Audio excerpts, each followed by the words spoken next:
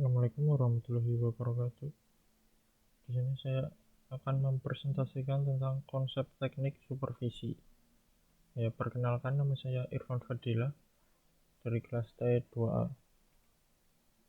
Pengertian supervisi.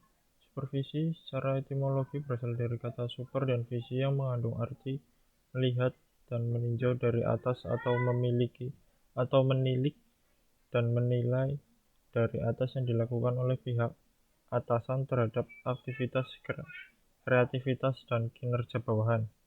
Teknik supervisi adalah cara spesifik yang digunakan oleh supervisor untuk mencapai tujuan supervisi yang pada akhirnya dapat melakukan perbaikan proses pembelajaran yang sesuai dengan situasi dan kondisi.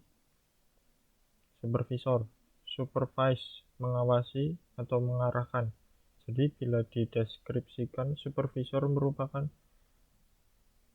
seseorang yang diberi wewenang atau mempunyai jabatan untuk mengawasi mengarahkan suatu tata cara yang mengendalikan suatu pelaksanaan tata cara lainnya. Tugas seorang supervisor berbeda-beda setiap perusahaan maupun instansi yang mempekerjakan. Namun, secara umum supervisor memiliki tugas utama, yaitu memonitoring suatu jalannya produksi atau output tertentu agar berjalan lancar dan terkendali. Supervisor harus bertanggung jawab dalam memastikan semua pekerjaan dilaksanakan dengan baik sehingga semua proses produksi berjalan lancar, seperti monitoring produksi, pengawasan anak buah, melakukan instruksi kerja, bertanggung jawab pada keamanan, keselamatan, atau kesehatan yang terancam. Tugas supervisor yang pertama, mengelola karyawan. 2. Memotivasi karyawan. 3. Melaksanakan tugas, proyek, dan pekerjaan secara langsung.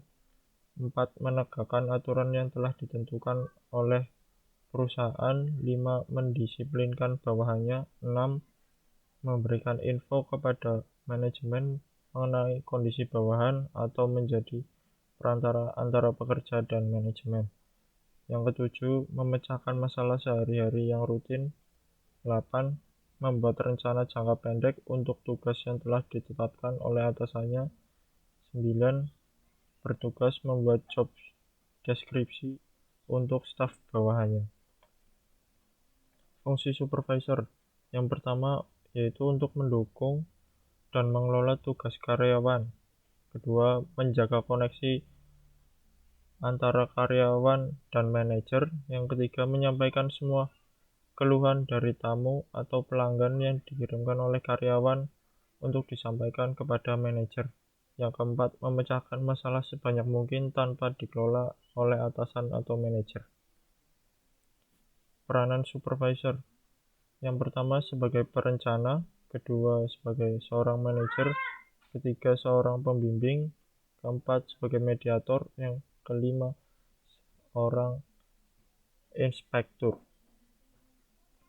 Karakter supervisor yang harus dimiliki yaitu memiliki keterampilan komunikasi yang sangat baik, ahli bekerja sama dalam tim, mampu untuk bekerja sama di bawah tekanan, etos kerja yang kuat, ketepatan waktu dan keterampilan manajemen waktu, profesionalisme, dan sikap positif, tertarik pada peluang leadership.